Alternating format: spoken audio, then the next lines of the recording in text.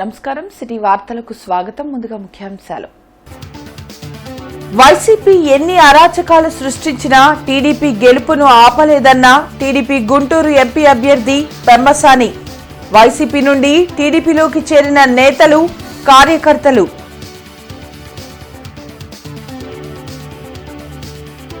నాల్గవ వార్డులో పర్యటించిన నసీర్ అహ్మద్. 5 ఏళ్ల వైసీపీ పాలనలో ప్రజలు అనేక ఇబ్బందులు పడ్డారని ఆరోపణ.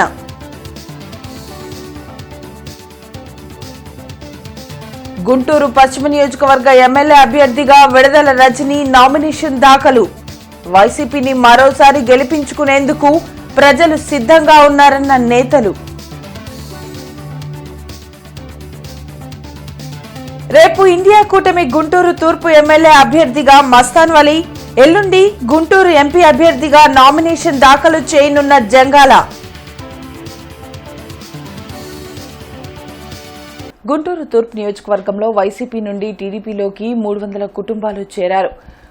గుంటూరు పార్లమెంట్ టీడీపీ ఎంపీ అభ్యర్థి పెమ్మసాని చంద్రశేఖర్, గుంటూరు తూర్పు ఎమ్మెల్యే అభ్యర్థి నసీర్ అహ్మద్ వారిని టీడీపీ కండువా కప్పి పార్టీలోకి ఆహ్వానించారు. రాష్ట్రంలో 120కి పైగా ఎన్డీఏ కూటమి అభ్యర్థులు విజయం సాధిస్తారని పెమ్మసాని, నసీర్ అహ్మద్ ధీమా వ్యక్తం చేశారు. టీడీపీ ప్రచార రథాలపై వైసీపీ శ్రేణులు దాడులకు పాల్పడటం చూస్తుంటే ఆ పార్టీ ఓడిపోతుందనే భయం వారిని వెంటాడుతుందని అర్థమవుతుందని తెలిపారు. వైసీపీ అధర్మ పాలనకు ప్రజలు ఈ ఎన్నికల్లో చర్మగీతం పాడటం ఖాయమని పెమ్మసాని, నసీర్ చెప్పారు. మీరందరూ ఆలోచించి తప్పకుండా మంచి నిర్ణయం తీసుకుంటారని. 10 సంవత్సరాల నుంచి మీరు ముస్తఫా గారిని చూశారు. ఎప్పుడైనా సరే ఒక మనిషికి 10 సంవత్సరాల అధికారం ఇచ్చిన తర్వాత మార్చాలి. ఎందుకంటే మార్చకపోతే మనిషిలో గర్వం విపరీతంగా పెరిగిపోతుంది. మరి నజీర్ గారు యువకులు, ఆయన కూడా ప్రూవ్ చేసుకోవాలి. తప్పకుండా ఆయన కూడా ప్రూవ్ చేసుకోవాలనుకుంటా ఉన్నారు. ముస్తఫా గారు లాగా గంజాయి అమ్మేటువంటి వ్యక్తులు కాదు ఇక్కడ ఉన్న వాళ్ళు ఎవరు. కాబట్టి మీరందరూ అర్థం చేసుకొని ఇద్దరిని ఆశీర్వదించండి, మంచి మెజారిటీతో గెలిపించండి. మీరు మీ వేసిన ఓటుకి పూర్తి న్యాయం జరుగుతుంది. పొన్నూరు రోడ్డు 4.5 సంవత్సరాల్లో ఎంతమంది కాళ్ళు చేతులు ఇరుగొట్టుకున్నారో ఇక్కడ ఉన్నటువంటి ప్రతి ఒక్కరికి కూడా తెలుసు. ఇప్పుడే చెప్పాడు సోదరుడు, ఈ రోడ్లు వేయడానికి ముస్తఫా గారు సొంతగా వేసింది కాదు. కనీసం 15 సార్లు ఈ రోడ్ల మీద పోరాటం నేను చేశాను. చేపలు తీసుకొని వచ్చి రోడ్ల మీద చేపలు, మొక్కలు నాటాను నేను. అటువంటి పోరాటాలు చేసి ప్రభుత్వ అధికారులను నిలదీశాం.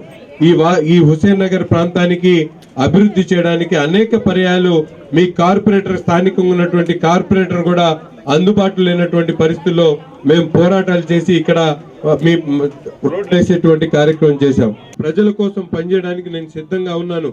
ప్రతిపక్షమైన, అధికార పక్షమైన నిరంతరం ప్రజల కోసం మేము పనిచేశాం. కాబట్టి మీరు రాబోయేటువంటి రోజుల్లో మీకు ఎటువంటి ఇబ్బంది వచ్చినా కూడా తెలుగుదేశం పార్టీ అలాగే 5 సంవత్సరాల వైసీపీ పాలనలో పేద ప్రజలు తీవ్ర ఇబ్బందులు పడుతున్నారని తూర్పు నియోజకవర్గ టీడీపీ ఎమ్మెల్యే అభ్యర్థి నసీర్ అహ్మద్ అన్నారు.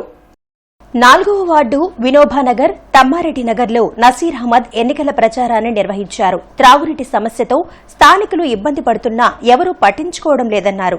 నందివెలుగు రోడ్లోని బ్రిడ్జి నిర్మాణం పూర్తి చేయకుండా వైసీపీ ప్రభుత్వం ప్రజలను ఇబ్బందులకు గురిచేస్తోందన్నారు. ప్రభుత్వం చేతకానితనం వల్ల యువత మత్తు పదార్థాలకు బానిసలై జీవితాలను నాశనం చేసుకుంటున్నారు. రానున్న ఎన్నికల్లో స్థానిక సమస్యలను పూర్తి స్థాయిలో పరిష్కరించేలా కృషి చేస్తామన్నారు. నందివెలుగు బ్రిడ్జి ప్రారంభించి గత ప్రభుత్వంలో 70% పనులు పూర్తి చేసినప్పటికీ కూడా ఈ 4.5 సంవత్సరాల్లో చేతకాని దద్దమ్మ ప్రభుత్వం జగన్ రెడ్డి గారిది, అలాగే స్థానికంగా ఉన్నటువంటి శాసనసభ్యుడు గారు ఎక్కడ కూడా ఒక్క అడుగు కూడా ముందుకేయకుండా 4.5 సంవత్సరాల్లో ఆ బ్రిడ్జిని నిర్మించేటువంటి పరిస్థితి లేక ప్రజలు అవస్థలు పడుతున్నటువంటి విధానం కూడా ఈరోజు చూస్తూ ఉన్నాం.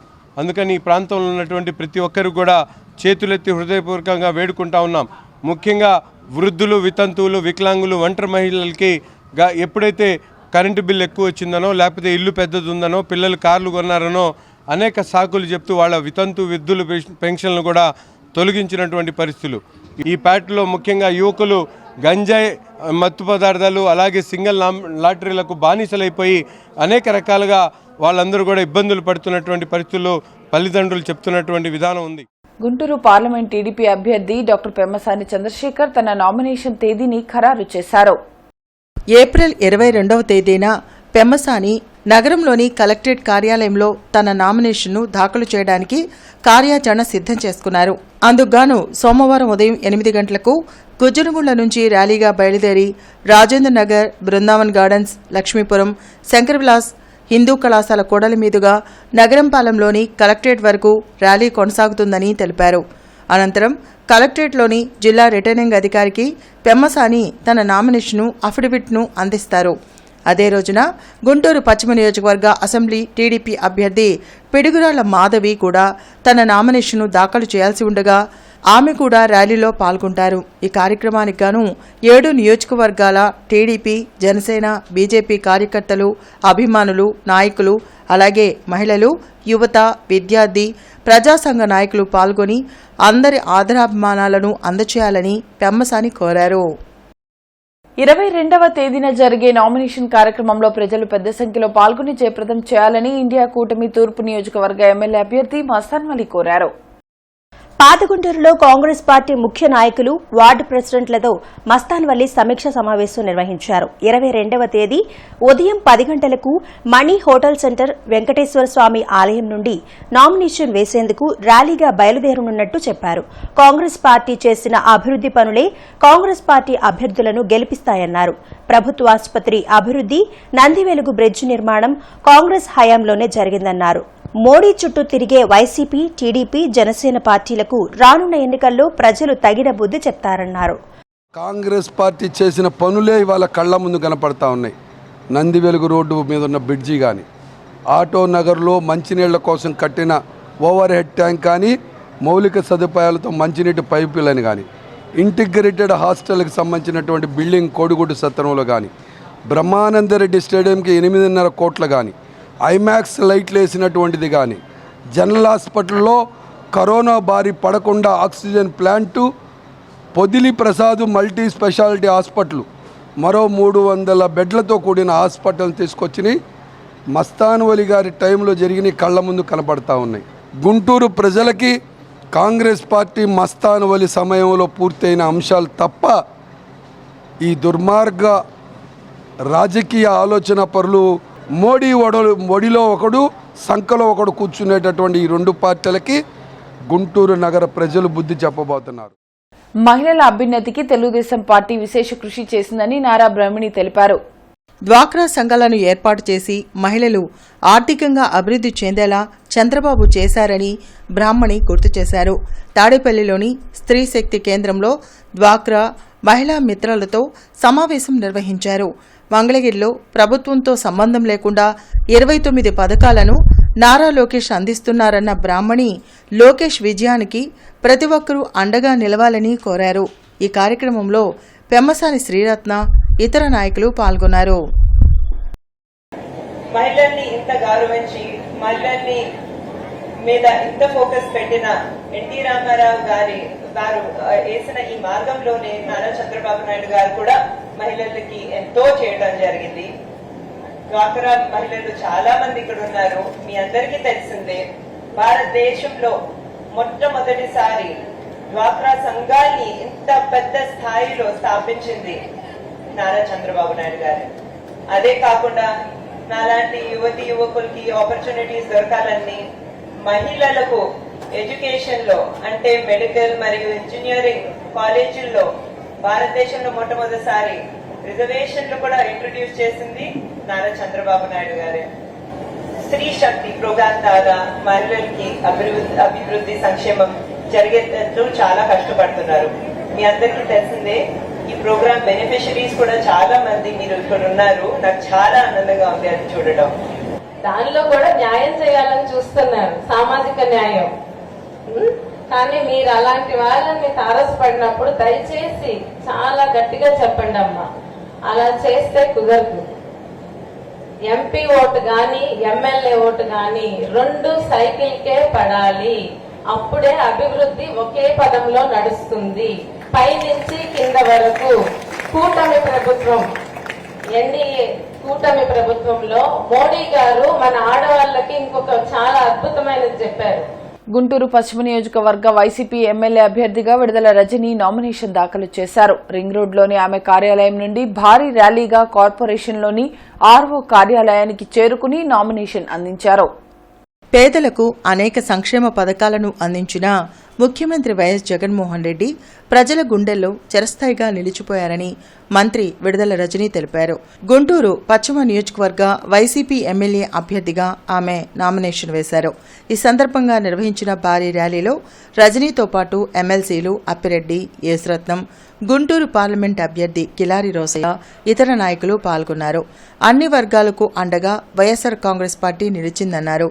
గుంటూరు పశ్చిమ నియోజకవర్గంలో వైసీపీ తప్పక ఘన విజయం సాధిస్తుందని రజని ధీమా వ్యక్తం చేశారు. వైఎస్ఆర్ కాంగ్రెస్ పార్టీ గెలిస్తేనే గుంటూరు అభివృద్ధి చెందనే నమ్మకం, విశ్వాసంతో ఇవాళ వేలాది మంది ప్రజానీకం యావత్తు కూడా రోడ్లపైకి వచ్చి నామినేషన్ ప్రక్రియకి స్వాగతం పలికినటువంటి తీరును చూస్తూ ఉంటే వైఎస్ఆర్ కాంగ్రెస్ పార్టీ పశ్చిమ నియోజకవర్గంలో ఒక బ్రహ్మాండమైనటువంటి మెజార్టీతో గెలవబోతూ ఉంది. అదేవిధంగా గుంటూరు పార్లమెంట్ స్థానానికి సంబంధించి కూడా గుంటూరు పశ్చిమ నియోజకవర్గానికి సంబంధించినటువంటి వ్యక్తిగా, స్థానికుడిగా కిలారి రోసీ గారు కూడా ఒక మంచి మెజార్టీతో గెలవబోతున్నటువంటి పరిస్థితులు కళ్ళగట్టినట్లుగా కనిపిస్తూ ఉన్నాయి. ముఖ్యమంత్రి గారు చేసినటువంటి మేలుకు రుణం తీర్చుకునేందుకు ప్రజలు సిద్ధంగా ఉన్నారు అని తెలియజేసుకుంటా ఉన్నాను. అలాగే ఇక్కడ గుంటూరు వెస్ట్లో కూడా ఈసారి వైఎస్ఆర్ కాంగ్రెస్ పార్టీ విజయం సాధిస్తుందనే నమ్మకం ఇప్పుడు ఉన్నటువంటి కార్యకర్తలందరూ కూడా ఏ విధంగా మద్దతు తెలియజేయడానికి వచ్చి మరి అందరూ కూడా వారి యొక్క మద్దతు దీవెనలు ఇచ్చారో మనకు స్పష్టంగా అర్థమవుతా ఉంది. మే 1న సామాజిక పింఛన్లు ఇంటి వద్దనే పంపిణీ చేయాలని మాజీ మంత్రి దేవినేని ఉమా డిమాండ్ చేశారు.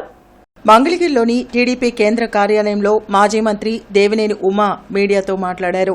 తీవ్ర ఎండలతో రాష్ట్ర వ్యాప్తంగా 60 మంది వృద్ధులు మృతి చెందిన విషయాన్ని దేవినేని గుర్తు చేశారు. గతంలో జరిగిన తప్పులు మరలా జరగకుండా ఈ నెల 29, 30 తేదీలకల్లా పింఛన్దారులకు డబ్బులు అందుబాటులో ఉంచాలన్నారు. ఉద్దేశపూర్వకంగా చీఫ్ సెక్రటరీ గారు తీసుకున్న నిర్ణయం వల్ల ఎన్నో విలువైన ప్రాణాలు, ఎంతో కాలం బతికొండవలసిన వృద్ధులు కావచ్చు, ఎవరైతే పెన్షన్దారులు కావచ్చు, సాక్షి దినపత్రికల ఛానల్లోనే ముఖ్యమంత్రి మాటల్లోనే 60 మంది చనిపోయినట్లు పత్రికల్లో వచ్చాయి, ముఖ్యమంత్రి నోటెంట వచ్చాయి. డబ్బులు ఆలస్యంగా సచివాలయాలకి సిబ్బందికి వెళ్ళటం వల్ల, ఆ నిర్లక్ష్య ధోరణి వల్ల పెన్షన్ పంపిణీకి డబ్బులు అందుబాటులోకి రాని పరిస్థితి వల్ల ఇంత పెద్ద ఎత్తున ఆ వృద్ధులు ఎవరైతే పెన్షన్దారులు ఉన్నారో ఎండ బారిన పడి చనిపోవడం జరిగింది. ఏప్రిల్ చివరికల్లా 29, 30 కల్లా డబ్బంతా కూడా ఆ పెన్షన్దారులు ఎవరికైతే ఇవ్వాల్సి ఉందో, ఎవరైతే మరి మ్యాపింగ్లో ప్రతి 50 ఏళ్ళకి సాంకేతిక పరిజ్ఞానం అందుబాటులో ఉంది.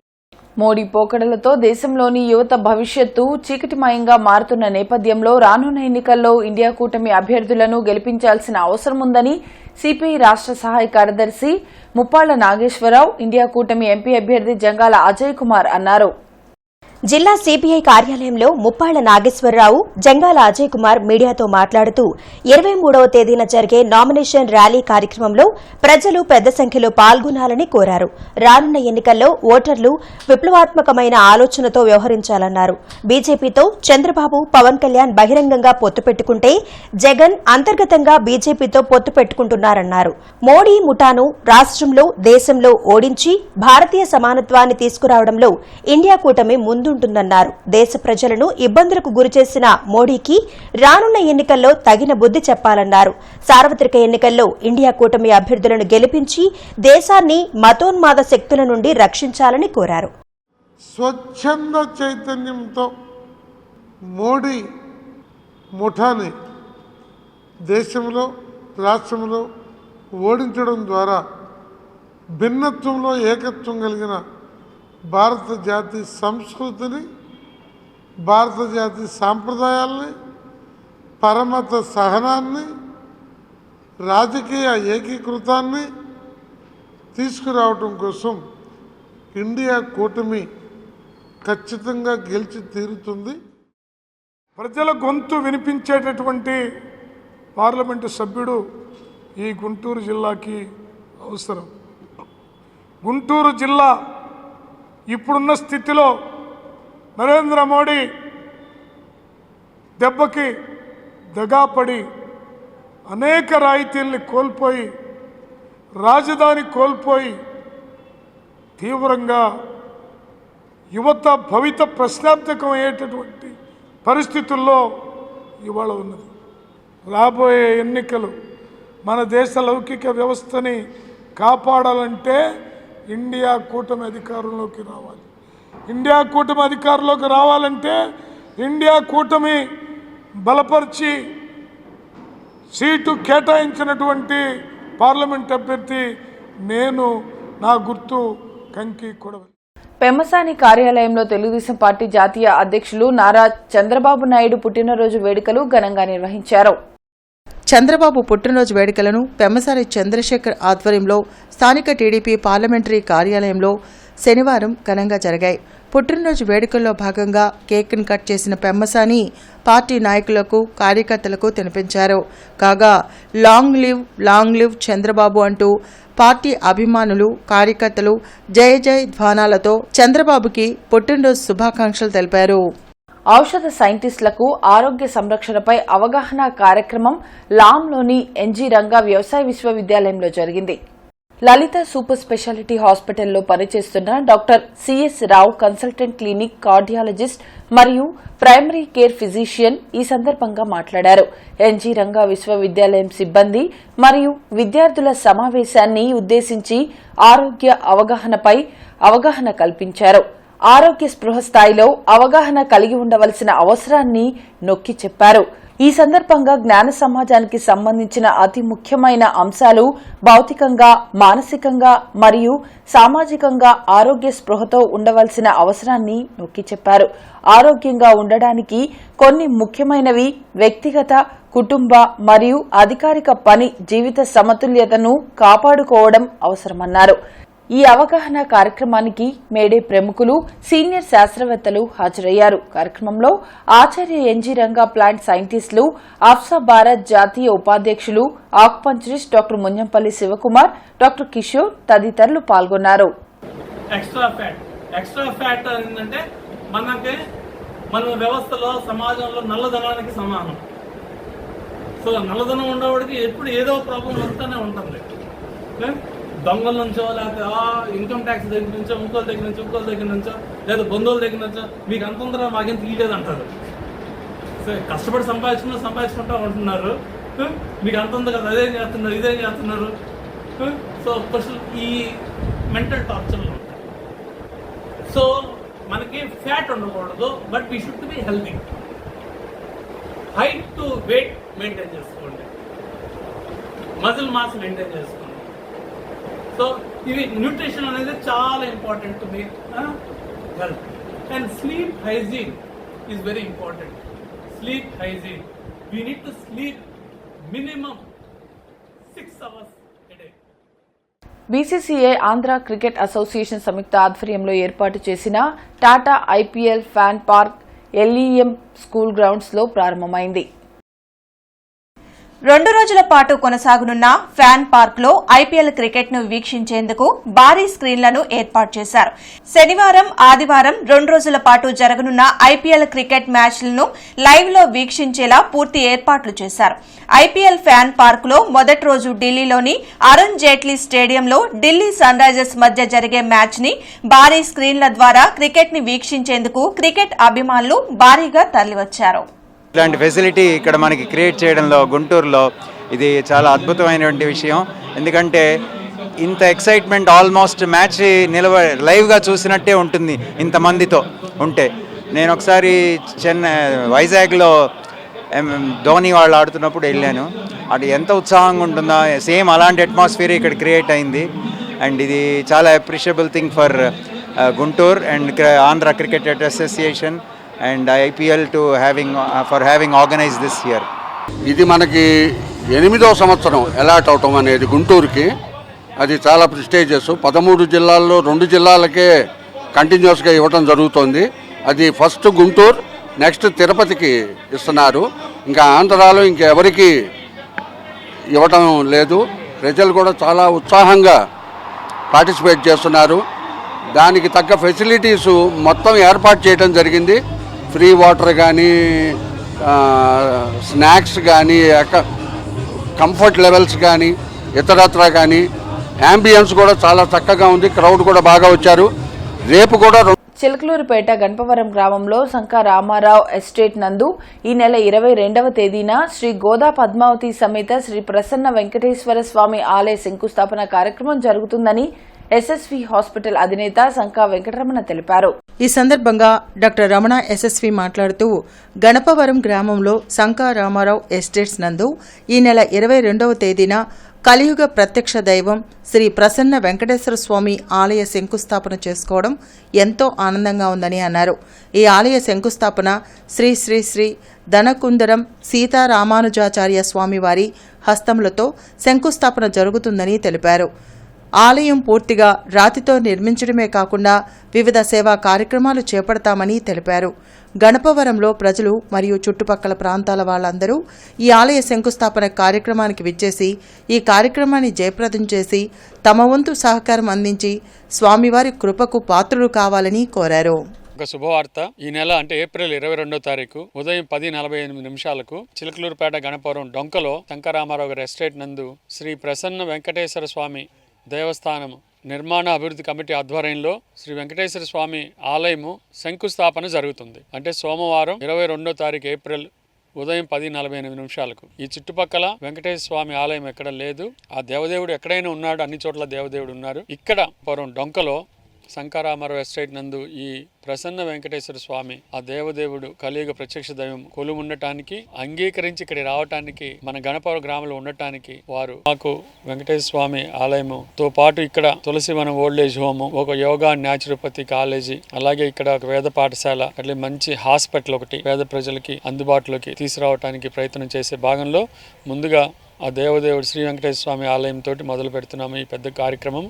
ఈ కార్యక్రమంలో అన్నిటికీ కూడా ప్రజలు తమ సహాయ సహకారాలు అందించాలని కోరుతున్నాను. ఇప్పుడు ప్రతి చోట కూడా తన హయాంలో రాష్ట్రానికి ఏం చేశారో చెప్పుకోలేని దుస్థితిలో టీడీపీ అధినేత చంద్రబాబు ఉన్నారని రాష్ట్ర మహిళా కమిషన్ మాజీ చైర్మన్ వాసిరెడ్డి పద్మ విమర్శించారు. తాడేపల్లిలోని వైసీపీ కేంద్ర కార్యాలయంలో ఆమె మీడియాతో మాట్లాడారు. చంద్రబాబు, పవన్ కళ్యాణ్ కేవలం సీఎం జగన్ ను తిట్టేందుకే రాష్ట్ర వ్యాప్తంగా సభలు నిర్వహిస్తున్నారని చెప్పారు. రాష్ట్ర వ్యాప్తంగా భయోత్పాతం సృష్టించేందుకే వైసీపీ శ్రేణులపై టీడీపీ దాడులకు పాల్పడుతుందని వాసిరెడ్డి పద్మ ఆరోపించారు. జరుగుతున్నటువంటి దాడులను చూస్తే ఉద్దేశపూర్వకంగా ఒక భయోత్పాతం సృష్టించాలి అనేటటువంటి దానితోటి ఈ ప్రభుత్వానికి, ముఖ్యమంత్రి గారికి, జగన్మోహన్ రెడ్డి గారికి ప్రజలు బ్రహ్మరథం పడుతున్నటువంటి సందర్భంలో వైసీపీ నాయకులని దాడులు చేసి హత్యా ప్రయత్నాలు చేసి నిలువరించాలి అనేటటువంటి ఒక దురుద్దేశం ఈ రోజున తెలుగుదేశం పార్టీ కార్యక్రమాలలో కనపడుతూ ఉంది. ఎవరైనా పార్టీ పెడితే, ఎవరైనా ఎన్నికల్లో అధికారంలోకి రావాలనేటటువంటి వాళ్ళు మాట్లాడితే మేము అధికారంలోకి వస్తే ఇది చేస్తామనేటటువంటి ఎజెండా మాట్లాడతారు.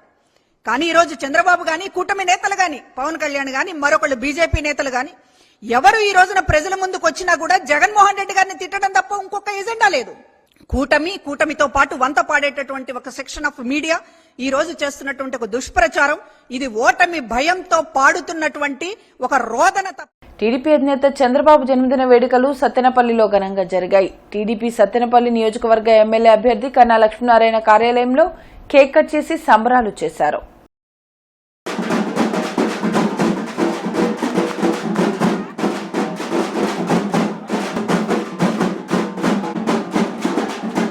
గుంటూరు తూర్పు నియోజకవర్గం నుండి స్వతంత్ర ఎమ్మెల్యే అభ్యర్థిగా డాక్టర్ వాహిద్ ఉదయం 11:45 ఎన్నికల రిటర్నింగ్ అధికారి కీర్తి ఎదుట తన ఎన్నికల నామినేషన్ వేశారు. కార్యక్రమంలో ఎస్కే రియాజ్, ముస్తఫా, నవీన్ సాగర్, నాహీద్ అహ్మద్ తదితరులు పాల్గొన్నారు.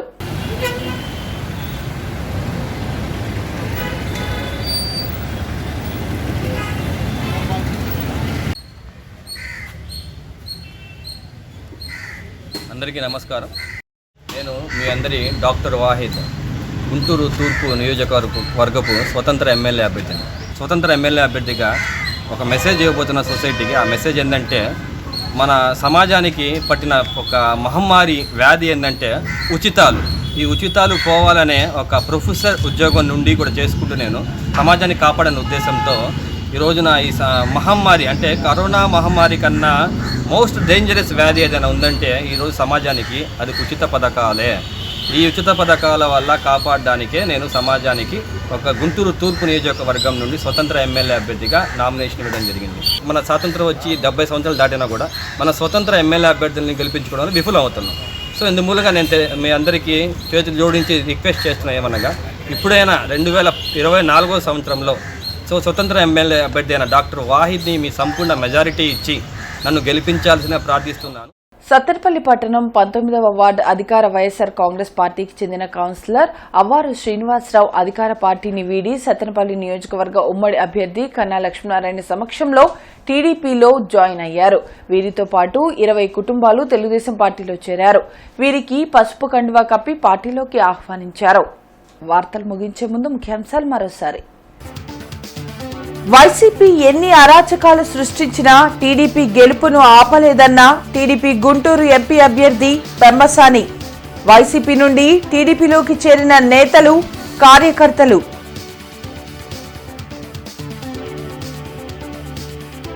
నాలుగవ వార్డులో పర్యటించిన నసీర్ అహ్మద్. 5 ఏళ్ల వైసీపీ పాలనలో ప్రజలు అనేక ఇబ్బందులు పడ్డారని ఆరోపణ.